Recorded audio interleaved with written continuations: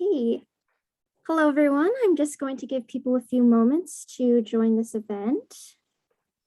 I can see people are joining us. It's wonderful.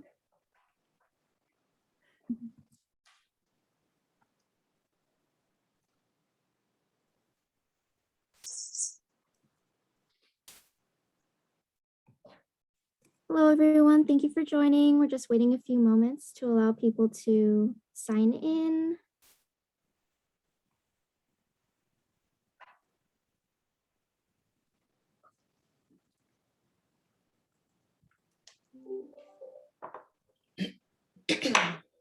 I'm going to tentatively start my introduction. Thank you so much, everyone, for joining us today for the launch of Valley of the Rats by Mahtab Narsimhan. My name is Chantel. I am the marketing assistant at Cormorant Books and DCB, and I will be hosting today's event. So there are a few things you can look forward to today. First, there will be a conversation with Mahtab and Lee Edward Fody. Then there will be time for a Q&A. So Mahtab is very excited to speak with students today, and even though this is a virtual setting, we encourage you to ask any questions you may have through the Q&A function at the bottom of your screen. So you can ask, questions for Mahtab specifically, or they can be questions about the book, anything your heart desires. And if you do ask a question, you will be automatically entered into a contest to win one of 5 Krish's survival kits plus a copy of the book. So if you look at Mahtab right now, she's holding up the survival kits. They include things like chocolate colored pencils, hand wipes, a whole bunch of things that are obviously essential for a survival kit. So if you do want to win one of Krish's survival kits, all you have to do is ask a question in the Q&A box below. Now, before we start this event, I just want to take a quick moment to introduce our interviewer for today. Lee Edward Fody is an author, illustrator, and specialized arts educator, or as he likes to think of himself, a daydreaming expert. He is the author of several books, including Spell Sweeper, The Secret of Zone, The Guardians of Zone, and the Kendra Candlestar series.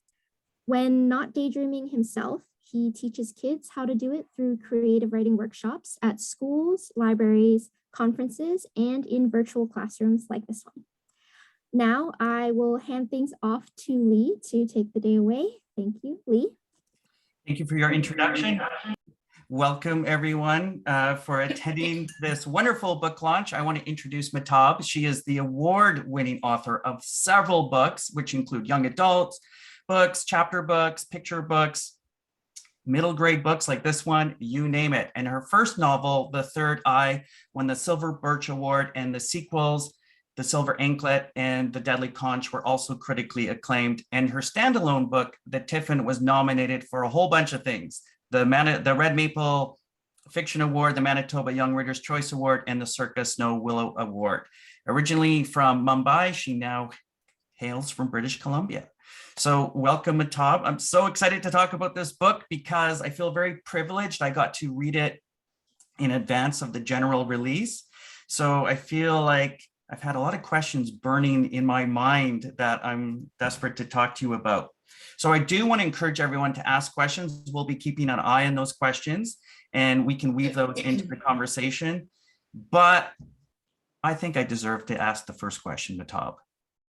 What do you think? Yes, are you ready to get? Absolutely, I'm ready. You're ready to get nibbling and gnawing. Okay, let's talk rats.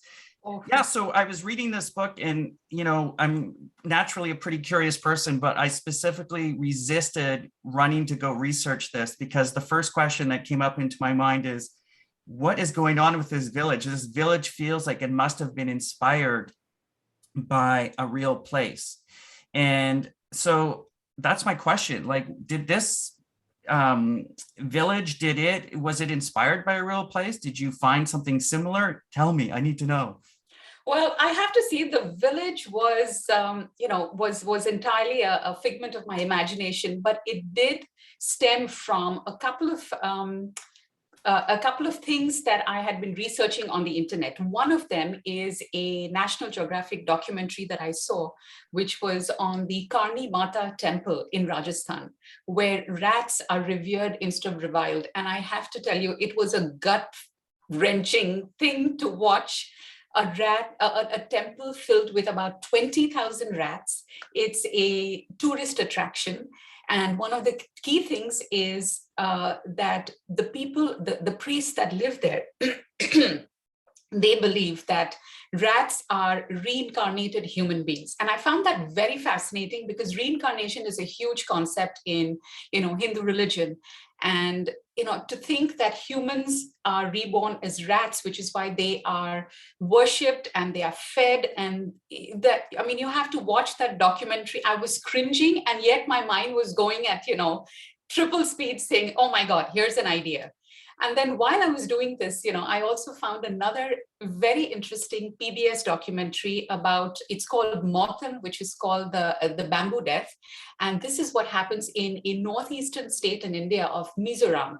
And that is where every time a bamboo flowers, which is every 48 years, you have an influx of rats that come in.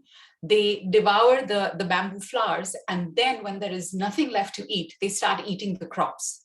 And then, that's a huge devastation. And somehow, it's like, I'm sure you probably recognize that, when there are all of these ideas, they kind of mush together, they found, become one big soup in your head and you have a story. Well, hopefully. I feel like, yeah, that's true. Most books don't begin with one idea. They begin with many ideas, and then, as you say, they become soup. So yeah, I was going to ask you why rats, but I think you've answered that but did you, I guess what I want to ask, did you ever consider, was it because of your visceral reaction to rats? Did you feel like I have to go rats? Or did you consider did you want to do something different, like a different creature? You know what, Lee, it would not have mattered which creature I chose because I am deathly afraid of everything. I'll give you a fun story. While I was editing this novel, and I wake up at 5:30 in the morning. I'm in a fairly rural kind of a community. So I go down to my office at the basement level. I pick up my laptop because I'm going up to the kitchen to make myself a cup of tea. And on my way down, I don't notice anything, but it's on my way up on the stairs that I notice this little mouse. And I can tell you it's about this small, and I am screaming at 5:30 in the morning saying, for my husband who's upstairs saying, please come do something, put it out the door. So, and geckos, garter snakes, anything that creeps or crawls or whatever, I am, oh my God, do you hear something? Yeah, I did. Oh You're being God. infested again. Oh, anyway, I hope there's nothing in the room. But anyways, so yeah, the thing is, They're out to get you, Tom. What's that? They're out to get you. I know. So yeah, they might want royalties. I think so. But yeah, so to answer your question, it wouldn't have mattered what I would have chosen, but rats made a lot of sense because I was tying in the bamboo story with the rat temple and the fact that rats are, and in every part of the world, they would be hated, they would be killed, they would be, they cause plague. But there is this one little pocket that sees them differently. Well, I would say as someone who works a lot with kids and has a lot of young people in my life, I feel like there is a very passionate response to rats. And I feel like, but it's very stark. Like some kids that I meet have your reaction. They absolutely hate rats. But I know so many students I've worked with over the years have pet rats. So it's the opposite. They adore rats. So it is an interesting choice in that regard, right? Yeah. So I guess my next question would be, and by the way, everyone, you can throw in, please feel free to throw in questions into our Q&A box here and we'll get to them.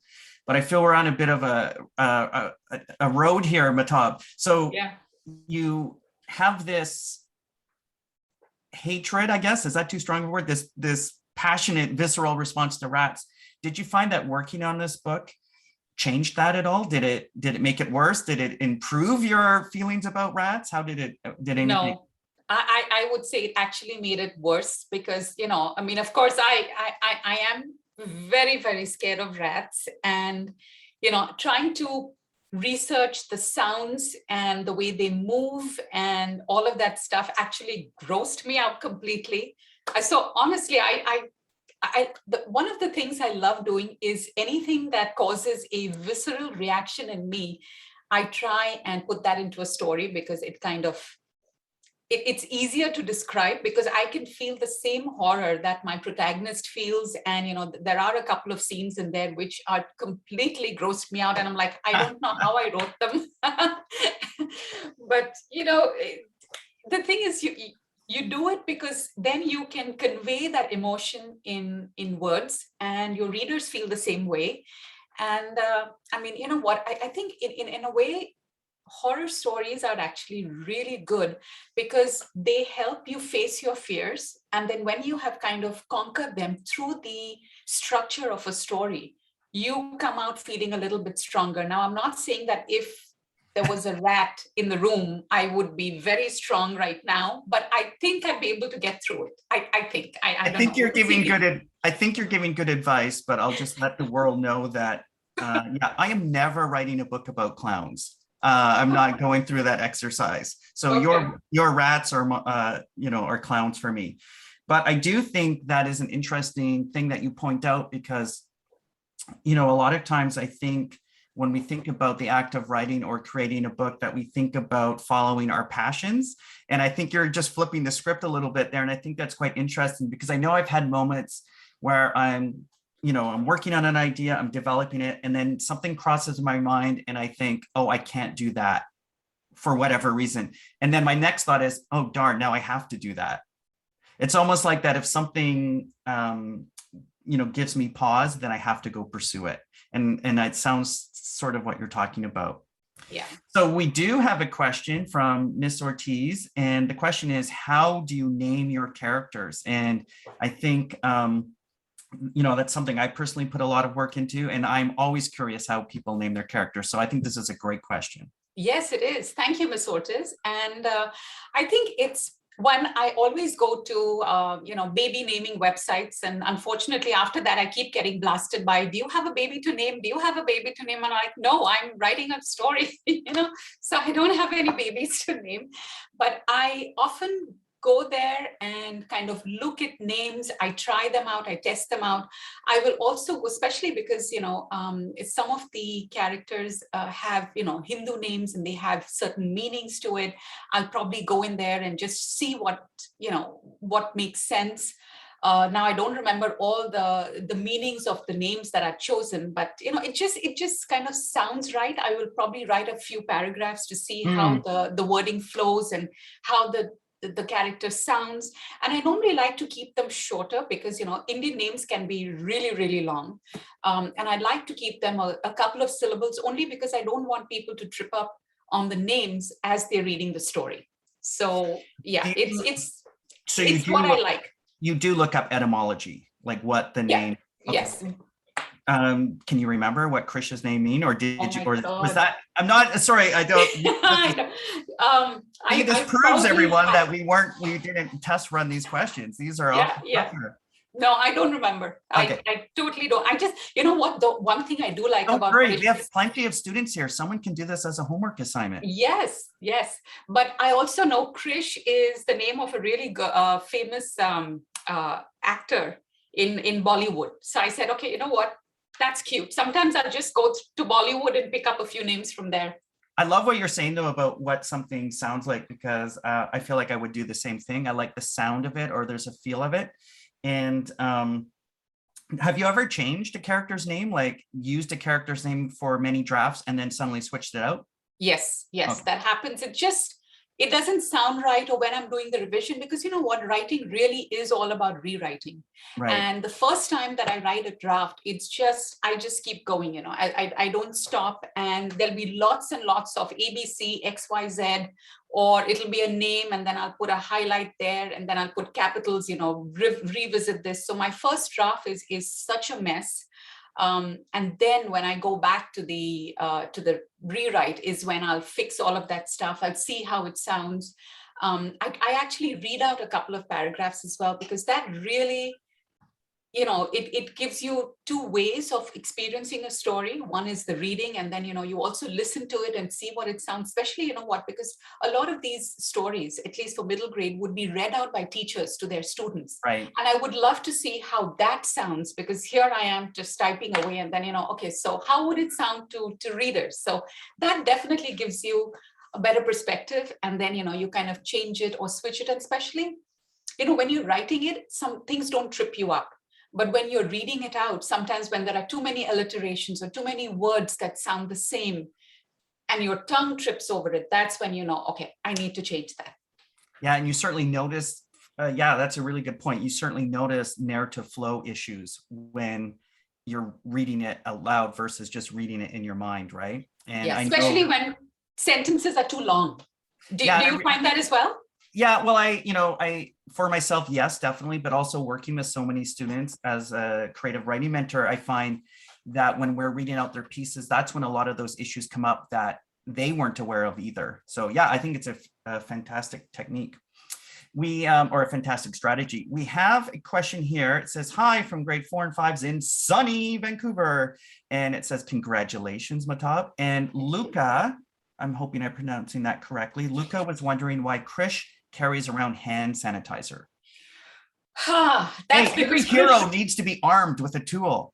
Yes. And I think, because Krish is a germaphobe, which means that he is deathly afraid of germs all over the place. And I have to admit that I am like Krish, because I'm when I go to a grocery store and they have those hand wipes or whatever, I'll be cleaning the grocery cart, handles.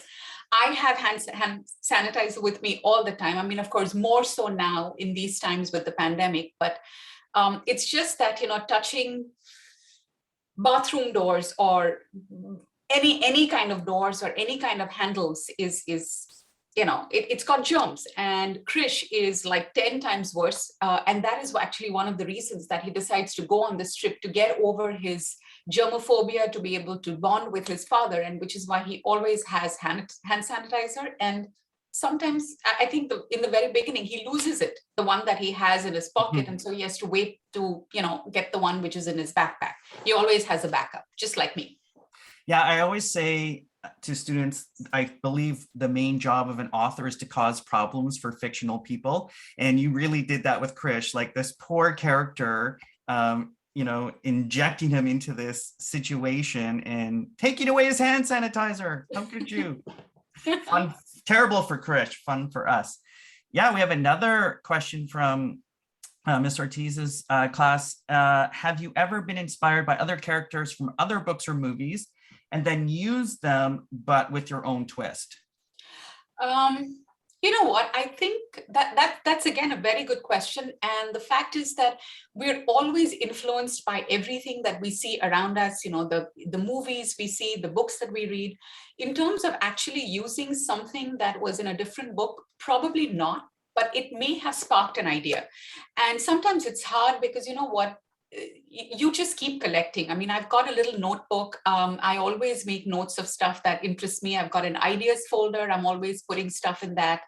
And the thing is that I don't think I've ever used a particular book or a movie and then changed it around, but I've used aspects of things that are, interesting or inspiring to me. For example, I've got a book coming out very soon, which is, it's called Project Bollywood.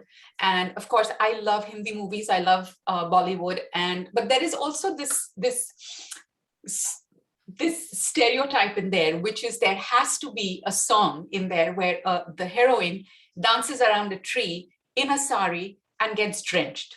I mean, it's a stereotype. And so I used that idea in my story where Krish, who's the hero, they have to do a team project and he loves Hollywood movies like me. And he decides, okay, we're going to shoot a movie and one of my team members is going to dress in a sari and is going to run around a tree in the rain. And unfortunately, that doesn't quite work out, but I will let you guys read the story when it comes out. We had this other question here, which was from a student named Cash. What are some of the strategies and things that you use to help you write? But I was just, you kind of sparked something in me too there, where you mentioned you have a notebook and an ideas folder. And once again, everyone, this was not planned. So I'm springing this on you. Do you have a notebook? Do you have your notebook there? Can you flash Oh it up? yeah, on screen? absolutely. I have got so many of them. Okay, so I've got this one here. Okay, I mean, it's up here. So I've got like tons of this. So I've got all of these, out here. And then I've got a tinier one, which is here, this is my kind of daily thing. And then I've got stuff that like every time something happens, I'll write it. I and love I've got that. these little bits and pieces of paper that I keep sticking in there. So yeah, I'm constantly, and then of course I've got my phone. So where I have an app, which has got the grocery list app, sometimes I've just got ideas on there. So I've just got a list of ideas saying, research this. So your everywhere. grocery list is like buy tomatoes, look up rats. Yeah. Yes. Do you have a notebook per? I'm a big notebook person, so I'm really happy. Well, I'm very curious about the creative process for creative people. And I guess I always feel very validated when I see other authors using the notebook system and handwriting things still. And so do you have a separate notebook per project? Like, would there be a Valley of the Rats notebook or Yes. or do you, okay. Yeah, so I do, when I actually start the research for a particular book, which needs a lot of work in there, I do have a book per project. But then, when it's just general, everyday thing, I have a notebook just where I'm writing down ideas, and then I will transport them to, depending on what I've decided to work on. Because you know what, every writer gets asked, and I'm sure you do too, Lee, where do you get your ideas from? And the fact is that we've got way too many ideas. The challenge is to find out what is going to be interesting, what can sustain a story for a very long time, and just make it interesting, have a lot of conflict. I think I remember seeing one of the questions here saying, what tips can you give the students in terms of writing? And that's what we're talking about, I feel like, is because I feel like a lot of times, when I work with students, they think like, or I don't know, maybe it's just this romanticized notion of writing, like someone gets one lightning bolt of inspiration and then they run to their computer and start madly typing, and then they're on Oprah or something. But I feel like I work really hard to record my ideas, even if I don't know what they're about yet, if that makes sense. Like, I just record things that catch my attention. And I love that you said you have a catch-all book, because I do too. Yeah. So we're very similar in our writing approaches. But the number of times I flip through that catch-all book and I see something in my own handwriting, so I know I wrote it down, but I have no memory of actually writing it down. Does that happen to you? Absolutely. It's like, some alien wrote it, who touched my notebook and who wrote something in there, because you have no recollection. But sometimes, those very same nuggets, it kind of sparks something, or you can, like you're stuck on a particular story and then you're flipping through your notebook and something else pops out and you make a connection, and, but it's hard. It's like time traveling and saving yourself. Yeah. But I think we're also bombarded by so much content and so many things. You can easily trick yourself. I find I can easily trick myself into thinking, oh, I will remember that. Mm-hmm. But now I think I'm a little bit more experienced. So I don't trust myself to remember that. So I record it, I write that down. So I think, when we're talking about tips and strategies, I think that what we're talking about here, everyone, is the idea of the slow burn, or the process of being patient, and that you don't need one idea, but you often need several ideas.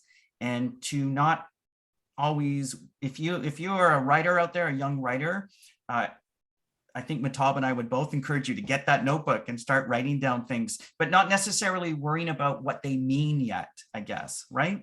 Right, absolutely. I mean, that's you've summarized it really well. And I think, whenever you do start writing, like don't edit yourself or worry about, is this good or bad? Just write, because sometimes I think free flow or writing, that is what my first drafts are. I've written enough books to realize that the first draft normally is quite bad, and that doesn't matter. the main thing is just getting the story down on paper, because you can always revise. Like, for example, let me show you. Okay, hang on a second. I have a question for you guys. Can you guys revise this? No, you can't, because it's a blank sheet of paper. But if you had something like this, would you be able to revise that? Absolutely. And that's a question I tell all students, that even if you've written a bad sentence, you can revise it. But if you haven't written anything, you can't revise it. You can't make it better. So write down your ideas and then improve upon them. Okay, we have some really good questions here. But one more question I want to swing in for myself quickly, because you keep sparking my curiosity, is, and I think this is still on the tips and strategies point of view, because I think a lot of times younger writers especially, or maybe all writers, we get confused about how to start an actual book. So my question to you is, when you sit down to write that first draft, are you consciously beginning at what you think will be the beginning, or do you just jump in and you're not even sure yet? Or do you, like, sometimes for myself, if I know there's a scene I like, I just write that scene. But I clearly know that isn't going to be the first scene, but it's something I have passion about. And I just want to get it out. Can you speak to that? You know what, when I initially started writing, it was always kind of linear. I would start at the beginning and go to the end. Off late, I actually plot backwards and I write forwards. Okay. So I know the ending, I have the ending in mind, and then I plot my story all the way to the beginning. And then I start writing from the beginning and I go all the way to the end. But the beginnings are the hardest, I have to tell you, because those ones, once you finish the story, you've revised it a few times, then you have to really think of the beginning, because that is what is going to grab your audience. It's going to hook them, because you know what, let's say, you go to a library or a store, and the first thing you see is, you see the cover. That's what would interest you. Then you flip it around and you read the back matter. So this is also important. And then what do? You read the first line. And I am so happy with my first line. The night a rat bit my butt was my lucky night. I just didn't know it at the time. I have to say, you're really good at first lines. I love your first lines. It took a lot of time to nail this one. And I have to thank my editor, Barry, who's not here, but he really helped me tie the beginning and the ending. And that's what good editors do. Yeah. But, yeah. You're getting some comments here that how much they love the first line as well. So we have some questions queuing up. Okay. Get to it. So another one from Miss Ortiz's class, from Nathaniel. How long does it typically take to finish a book from that idea till it's actually published? For you, obviously. You know what? Each book varies. And my very first book took about 4 years from the time that I wrote the idea, had the idea and revised and it got published. This one, I would say about 2 years from the time that I got the idea, I wrote it, revised it, and then it went through the entire publication. Almost takes about 8 months to a year before, with all the revisions and everything before it comes out. So I would say about 2 years. Right. But that means you wrote it in about a year or just over. Yeah. So do you think you're getting more efficient and learning more, or is it just because of it depends on the project? It depends on the project, because you know what, I've actually written a science fiction novel, which is based on Mars. And that was written a few years ago. Not a good one. The draft is, I have to actually pull apart the draft and write it again. And that took about 2.5 years to write. And now I have to rewrite it. So that book could easily turn out to be 5 years by the time it's ready. So I think it depends on the project. Okay. We have a question from Monica. Can you hear your characters' voices before you started? So are these characters talking to you, or is that, well, that's the question, but I guess the follow-up I would ask is, or is that something that's developing as you write? Developing. Okay. I mean, you know what, when you first write, especially the first draft, you really don't know your characters that well. They kind of, you're actually forcing yourself to write and make stuff. And that's where a lot of your voice is in the story. But then when you start the revision, that is when you start hearing your characters. And, you want to do something a certain way, but then by that time your character is quite well developed, and they say like, no, I don't think this is what he would do. This is what he would do. So it's like having a kind of child. nice. Yeah. Eat your vegetables. No. Another question, why, from Demir, why did you decide to become an author? Oh gosh, because I started out being a really good reader. I was always a good reader. I would devour books.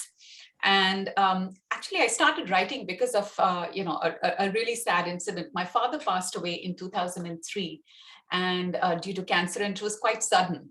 And my solace at that time was books. I would lose myself in books, in imaginary worlds, and fantasy was always my favorite genre, still is. And that was the time when I also realized that I was kind of forgetting, life back in India where I came from. And, so all of that kind of morphed into, why don't I write a story? And so in 2004 is when the Third Eye actually took place. I started writing it. I had a notebook, and 4 years later it got published. So were you a writer kid? Never. Wow. Never. Okay. Like 2004 was But my you were first a foray. reader kid.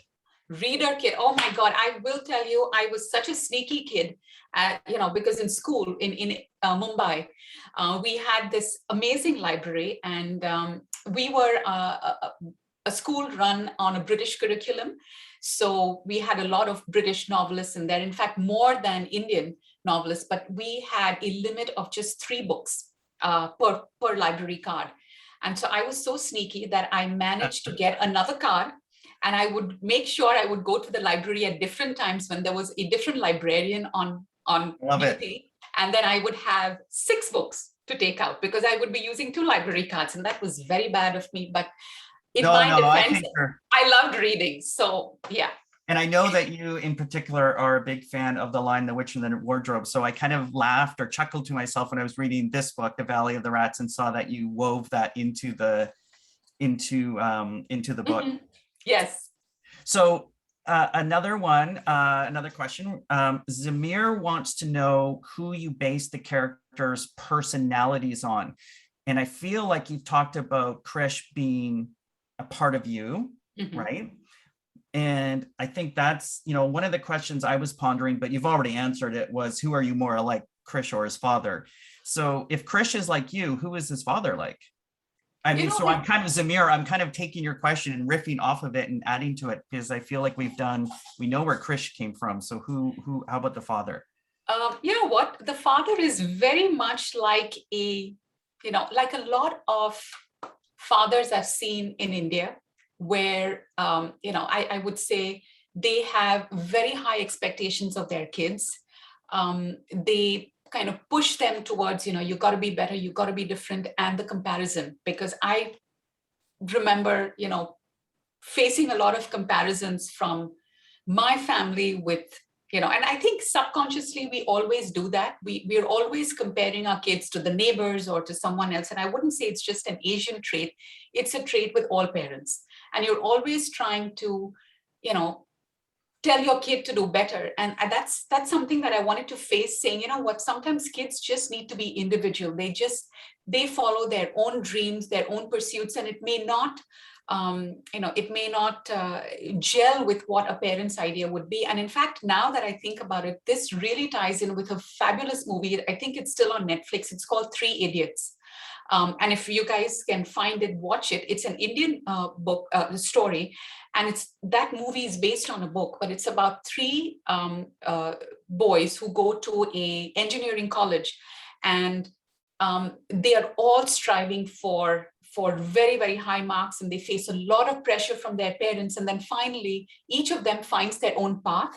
And I think I love that movie so much. So I think all of these things are at the back of your mind. And even if you don't use that particular plot point, that feeling stays with you, the pressure that kids feel of, always having to do better and do, and which is why Krish is always being compared to his cousin Anjali, who's more of an outdoorsy person. And Krish is like, no, I'm not that. I'm someone else. So, love me for who I am.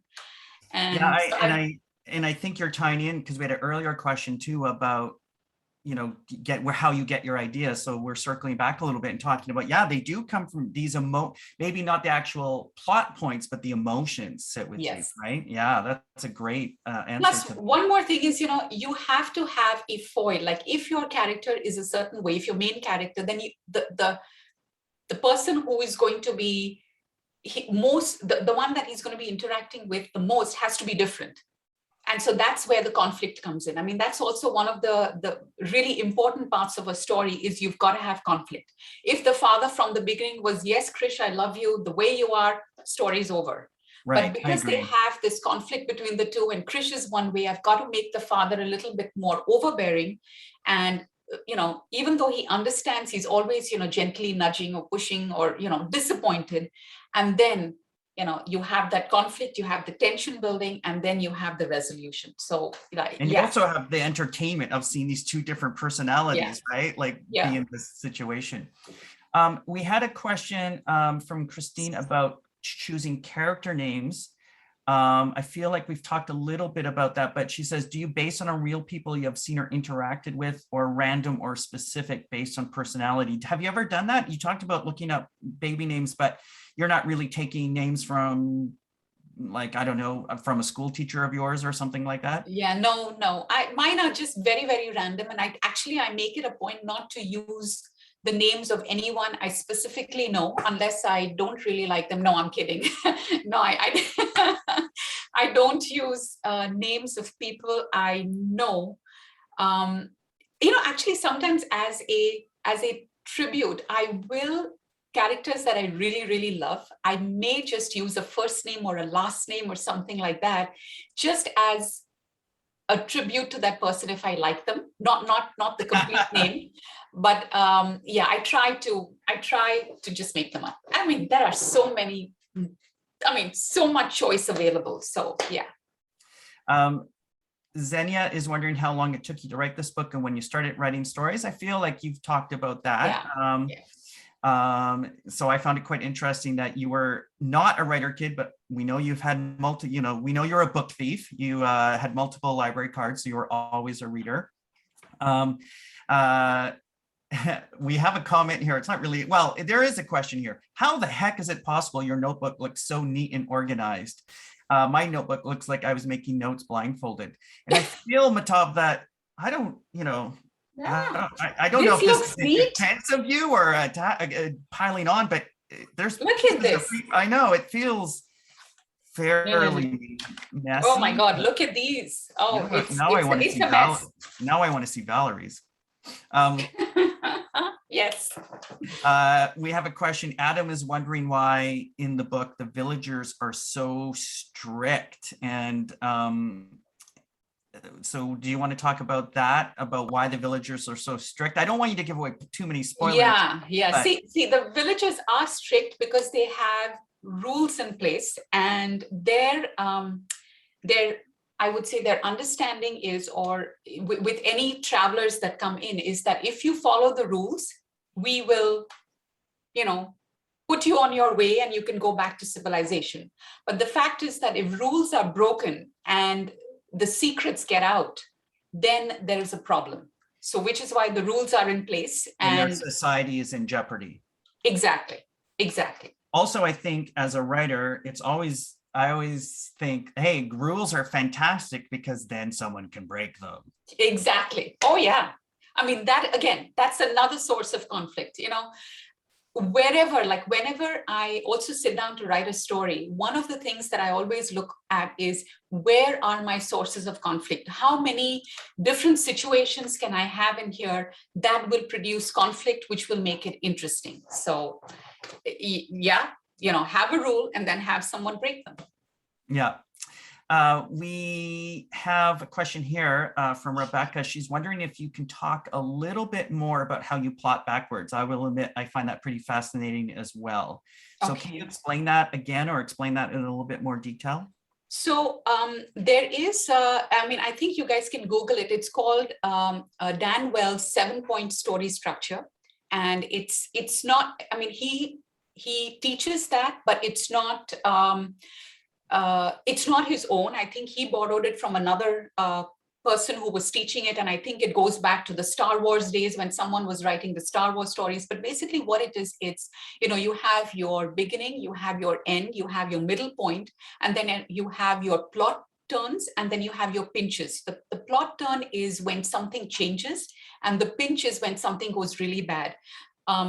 Of course, I'm going really fast here, but you have this 7-point story structure, and it actually tells you the order in which you should write them out. So you actually write the resolution first, which is how you want your protagonist to end up, whether you want. So my main thing was I wanted Krish to go from a scared, fearful boy to someone who takes charge. So that was my end point. Then you write the opposite, which is the beginning point, which is how does he start out? If this is how he ends up, what is the beginning? Then you write the middle point of, where is it that Krish really decides, okay, I have to now change to be able to escape.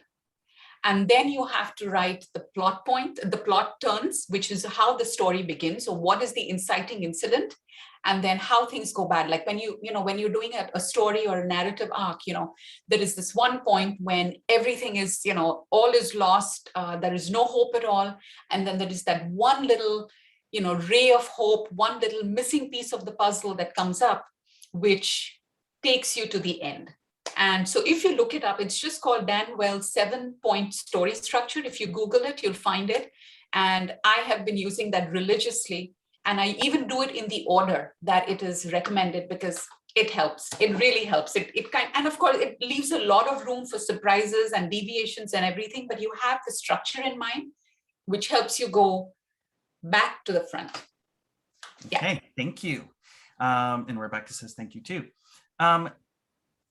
This is a question from Liz Cram, and I actually have this question too. So it says, will you write a book too? Will this be a trilogy? We like the story. And that was one of the questions in my notes too. I mean, I don't want to, once again, I don't want to offer spoilers or ruin anything, but I felt like Krish and Tashi, these are characters I would like to know more about.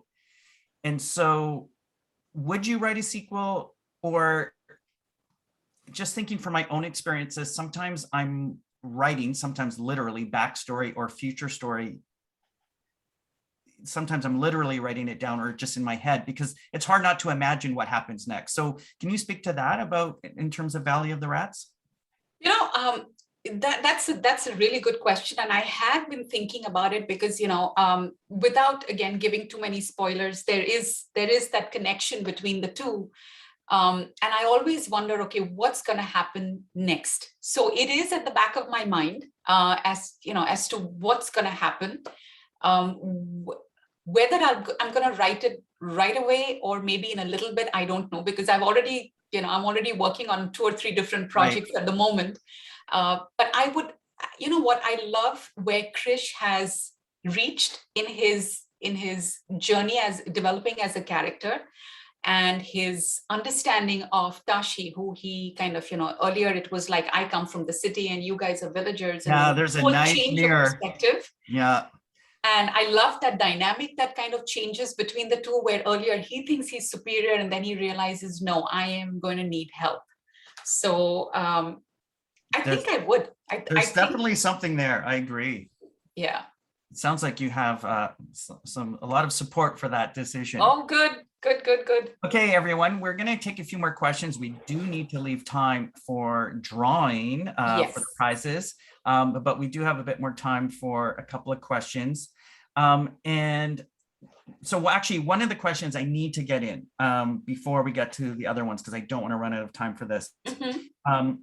Mehtab, you and I discussed a lot about whether or not you should do a reading, but we felt like a better use of our time here today would be to have this conversation.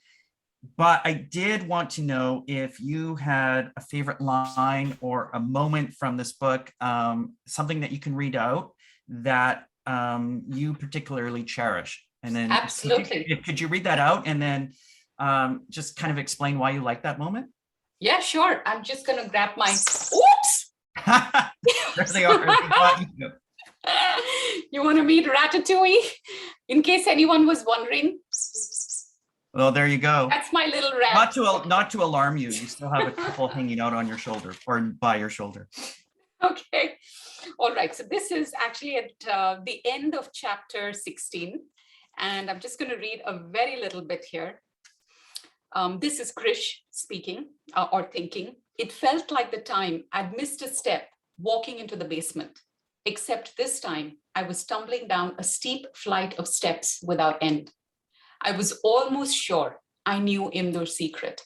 And I love this section because, you know, it does so many things in one, which is one, it says, it really brings the secret out and open. In fact, this story is all about secrets. You know, Krish is keeping a secret from his dad is keeping a secret from Krish, the villagers are keeping a secret from all of these people. So like there are just secrets abounding. But then finally, Krish, who has been suspecting things all along, you know, he realizes, okay, I think I know what this is, and now I have to act. So this is almost kind of that watershed moment when he says, okay, I know what the problem is, and now I have to start working on the solution. And it's kind of this little character change when he starts thinking and behaving differently, which is why I love this section. Yeah, it's what did you call it? A turning, you said there was turns and pinches and things like that? Yeah. So you've got your pinches and you've got your plot turns, and so this would be kind of one of the plot turns where, okay, now he realizes and I got to do something about it. Awesome. Yeah. Thank you for sharing that with us. So we've got time for a few more questions before we draw for survival kit prizes. And from Christina, we have, how do you decide which parts of your own culture to incorporate? Yeah. Or is that even like a conscious decision or something you think about, or is it just you're writing you?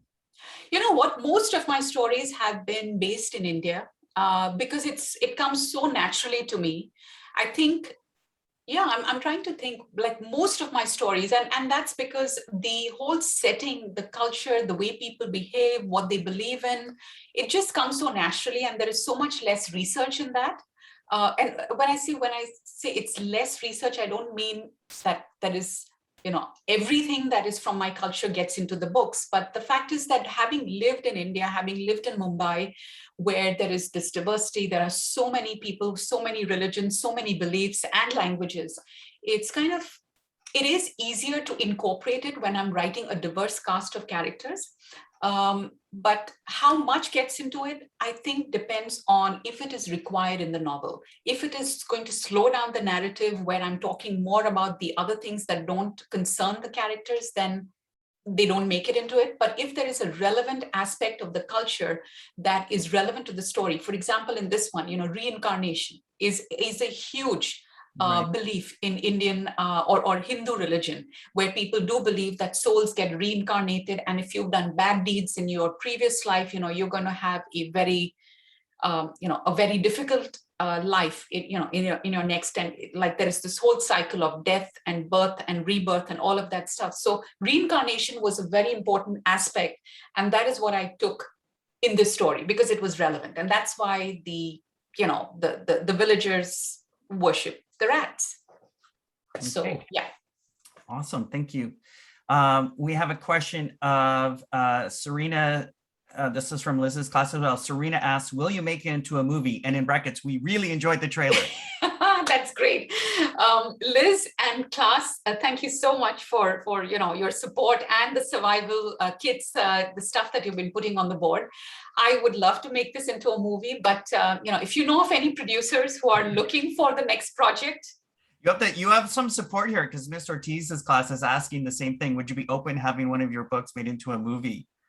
Oh God, absolutely. In fact, if you guys want to make a trailer, as a class project and send it to me, I'd be happy to put it on my YouTube channel. But yeah, you know what, the movie thing has to go through a producer and through a film company, and it takes years, if ever. So authors aren't in control of those decisions. Yeah, we aren't. I always think I'd love to.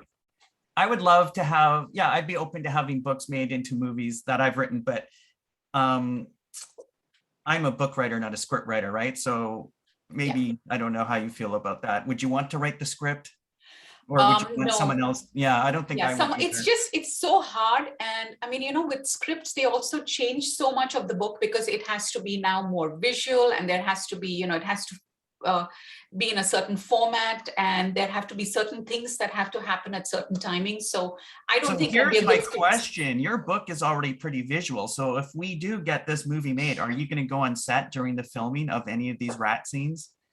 No, no, unless they do CGI, then I'm there. But if Okay. they bring even one single rat, I'm out of there. Nope. I don't know. We might have to, if this happens, we might start a petition to make sure you go visit the set. Oh God, not happening. I'll go with you. Because then I'll get to be on a movie set.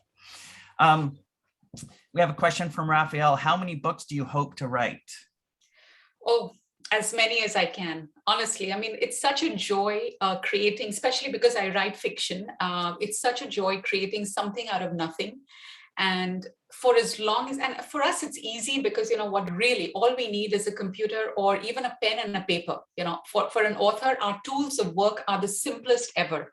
You don't need easels and canvases and brushes and whatever. Like our job is the easiest. So for as long as I can write and I can think, I'm going to keep writing. And who knows, I would love to write as many books as I can. There's no magic number where you get to, No, I've written 50 books. Now I can retire. It doesn't work that way, right?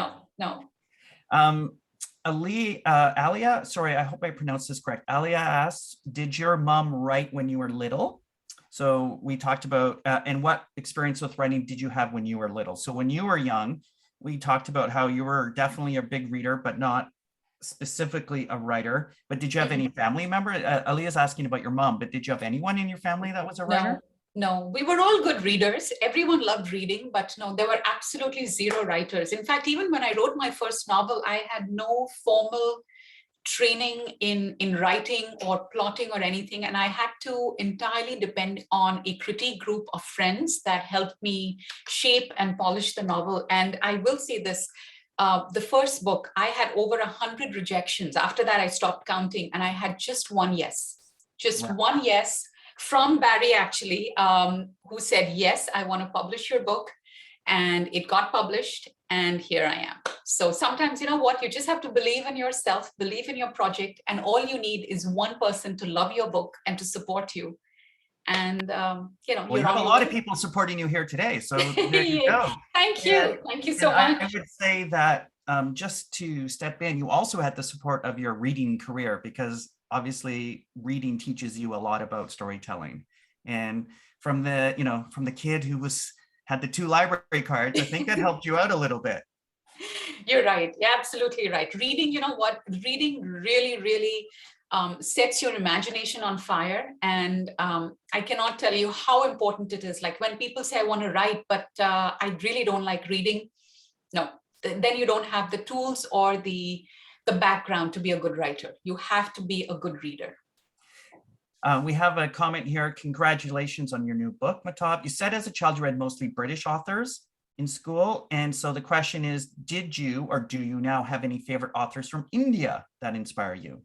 Oh, that's a very good question. At the moment, you know what, I still love, I don't know if I can pull that out right now, but there is a amazing Indian writer. He's called Munshi Premchand, who used to write short stories. And I absolutely love his stuff. And I sometimes try and read them, but I have to say, I haven't gone back to any more of the Indian authors. I will say one that I really love, who's Rohinton Mistry. He does not write children's fiction. He only writes adult fiction, but A Fine Balance by him is my all-time favorite. I think it fantastic would be, book. Yeah, it would be as on the same level as The Lion, the Witch, and the Wardrobe if I were talking about adult fiction. Yeah. Is A Fine Balance. I mean, he's a fabulous writer. He's a favorite of mine as well. And that is a fantastic, heart-wrenching, but fantastic. I know. It's just, I love it. And I actually had the pleasure of meeting him at the Harbourfront in Toronto. And I was flabbergasted. I couldn't say anything. All I said was, please sign my book and thank you so much. And I love it. And that's pretty much it. It's hard to meet the people you admire. You suddenly become a gibbering. Anyway, That's my experience. Mm-hmm. I think we can take one final question here before, and then we should do the draw. Milo is asking, how did you get the idea of the villagers with red eyes? Maybe he was inspired by my background or the Yes, or yes. the book, you know, whatever. Yeah. Well, you know what, rats, because they are, night creatures, they do need night vision. And I did some research on the rats, which was gruesome. I was looking at YouTube videos of rats at night and rats in the sewers and stuff like that. So, yeah. And I think, even as I was writing it, the visual is just so delightful, if I may use the word, with rats. But yeah, I mean, it was fun, and they do have the red eyes for the night vision and stuff like that. So yeah, So it's an actual, it's not a element of fantastical imagery. No. It's a It's a real thing. actual- Yeah. Interesting. Because I defy you to buy, a Halloween decoration style rat without red eyes, right? So, Yeah. that's interesting because I always thought that it was just kind of like a horror element that they introduced, but there's actual science there. Yeah. Yeah. Amazing. All right. I think we are at that time, everyone, where we're going to do the draw for the survival kit. So Chantel's going to come back on and do that. I want to thank everyone for their amazing questions. I feel like this has been so much fun, and I've learned so much, not only about this book, Mahtab, but about your writing process, things that I didn't know, even though we know each other. So I think it's been a really fascinating conversation. I hope everyone has found it really rewarding. And now let us see who will survive. Thank you so much, Mahtab, and a big thank you to Lee as well, and all the students and attendees who joined us today. Before I let you all go, I would just like to quickly announce the winners of our giveaway. I'm going to put my email in the chat, but if I call your name, please send me an email at c.cho@cormorantbooks.com to claim your prize. I will try and find your email and reach out if I don't hear from you. But the winners are Ms. Ortiz and her class, Christina Larecchia. I'm sorry if I am mispronouncing your name, but Christina Larecchia. Monica Naraki also wins one. And because this class asked so many questions, Liz Cram's class actually won 2 copies of the Krisha Survival Kit. So congratulations. Just one more time really quickly, Ms. Ortiz, Liz Cram, Monica Naraki, and Christina Larecchia. Please send me an email or I will try to reach you if I don't hear from you. Okay, so it is time to bring this event to a close. I hope everyone enjoyed themselves today. This event was recorded and will be up on YouTube to watch again in the next couple of days. I will send an email out about that. And I want to remind everyone that if you'd like to get a copy of Valley of the Rats for yourself, we encourage buying from independent bookstores, the nearest independent bookstore near you. So thank you. May I just say one quick thing here? Chantel, thank you so much. And thank you to the entire team at DCB for this, Barry and Mark Cote, Sarah, Cooper and Jensen. And also a huge thank you to Lee. I have always admired your books and I cannot wait for Spell Sweeper, which is another fantastic novel that comes out in November. So guys, if you all are checking it out, do check out that, if you're checking out my book, check out Lee's book as well, because it is a fabulous adventure. And I just want to say thank you all for all your support and for being here, and keep reading. Thank you, everyone. Have a great day.